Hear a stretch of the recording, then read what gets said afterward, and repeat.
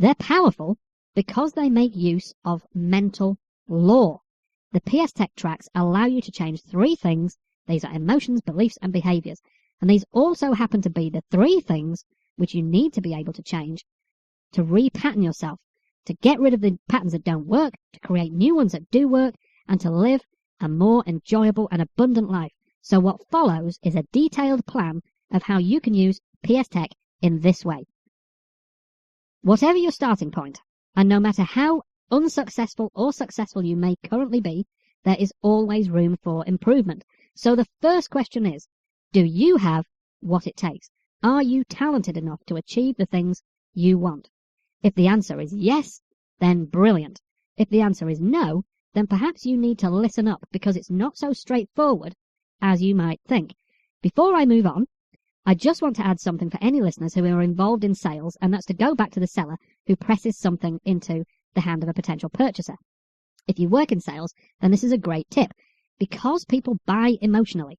If you can get the goods into someone's hand and just allow them to hold it for a while, you increase your chances of a sale significantly. People don't like giving things up. It's as simple as that. So if you tell them about the benefits of whatever it is at the same time, or tell them how much it's their colour, you'll increase their reluctance to part with it. They haven't to be made to feel as though they're being bullied or pushed in this, by the way, or they'll be resistant and not buy.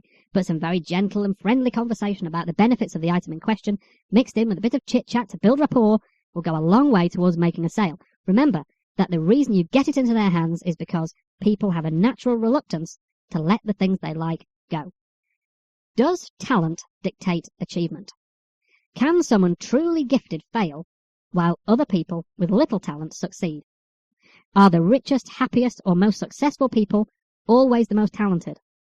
No, absolutely not. In actual fact, neither intelligence nor ability have any direct measurable relationship to enjoyment of life at all, and in business it's very common for extremely wealthy entrepreneurs to have been poorly educated, struggled, and flunked school. And there are also a great many people who are particularly successful in their working or perhaps celebrity lives who seem to have no discernible talents whatsoever.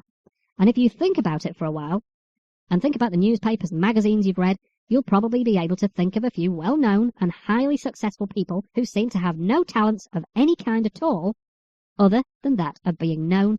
Celebrity is their talent. By contrast, many hugely talented people die in poverty, never having tasted any kind of tangible success at all. Vincent van Gogh is very widely regarded as being one of the most talented artists who ever lived. His work has fetched world record prices, and it's adored by millions of people. But in his lifetime, he only sold 1 painting. He died in poverty, and in life he was tortured by feelings of worthlessness and failure. Was his level of success in life dictated by his talent? Or did his way of thinking and behaving block that success until after he stopped doing it?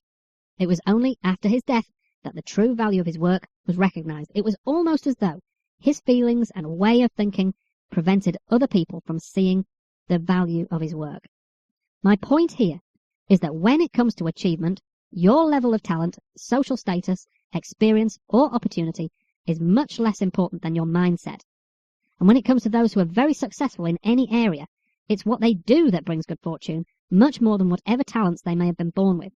And crucially, what you do is governed by your feelings, your beliefs, and your thought processes. This is the law of 3: emotions, beliefs, and behaviors.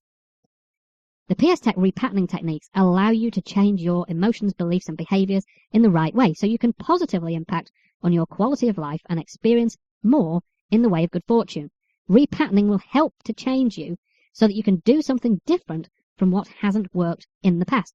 Using peestek to do this can be truly, hugely, and powerfully effective. And better yet, the principles for doing this are extremely simple, added to which you can use the free tools to do it if you want to. I'll show you ways in which peestek can be used to reprogram your inner mind for success and abundant good fortune. Because this is a practical guide, for the most part, I'll just lay it out as simply and straightforwardly as I possibly can, ABC style, so you really get what's required and discover how easily you can improve your life. First off, let's not set any limits on this at all, because the reality is that there aren't any. We live in an age of incredible opportunity in which almost anything is possible, And the sooner you come to realize that, the better it will be for you. Some people start with nothing and are multimillionaires, even billionaires, before they're 40 years old. The internet, new methods of communication, modern tools and ideas mean that anyone can reach and interact with thousands of people in a very short time. We live in an information age, and information that would have been almost impossible to access before is yours at the press of a button. Social networks exist which allow you to quickly meet people with whom you may have much in common and who may have already found solutions to the things that have affected you. In terms of what's physically available, it's all out there too, within easy reach.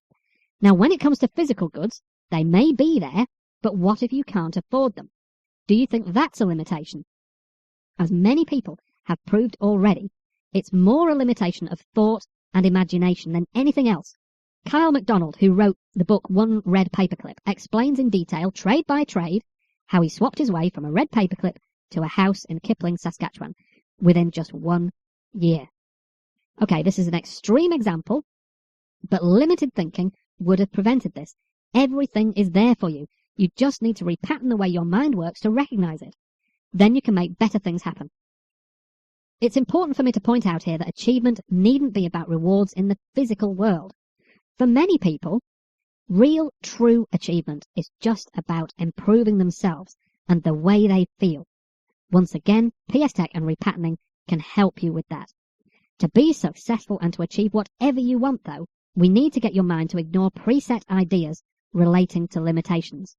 Small and limited ways of thinking lead to small and limited ways of living. What you believe you can do and what you believe you cannot do is actually what dictates the course of your life more than anything. And that's so important, I think I'm going to repeat it. To be successful and to achieve whatever you want, we need to get your mind to ignore preset ideas relating to limitations. Small and limited ways of thinking do lead to small and limited ways of living. Accepting good things as being possible makes them far more likely.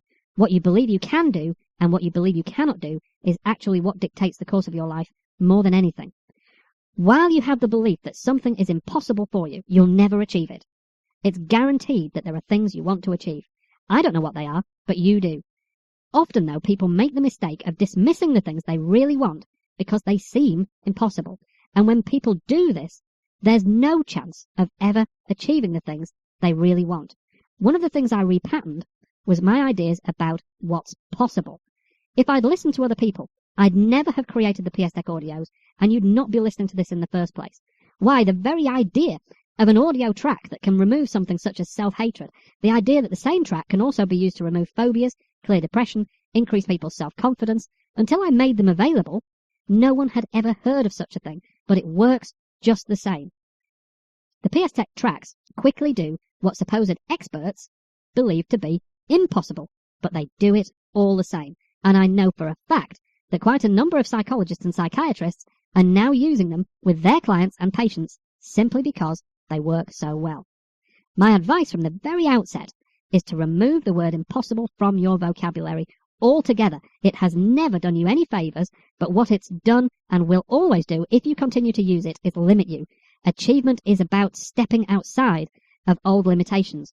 By allowing yourself to at least accept the possibility of success, you remove many of the primary barriers to that achievement. And then you can focus on the how instead, and of course I'll be getting to that. Before we get onto the repatterning methods themselves, I really want to stress this point. Your expectations have a powerful effect on what you're able to achieve, far more than anything else, so you need to be prepared to change them. You currently have all kinds of beliefs about yourself and about what you can and cannot do. Belief can box you in, or belief can set you free. To achieve the things you've not achieved before, you need to think, feel, and behave in ways you haven't before. In respect of yourself, don't make the mistake of confusing knowledge with belief either. There's nothing more crippling than the simple belief that you can't do something. It used to be thought that heavier than air flight was impossible, but now, of course, tens of thousands, probably hundreds of thousands of people jet around the world every day.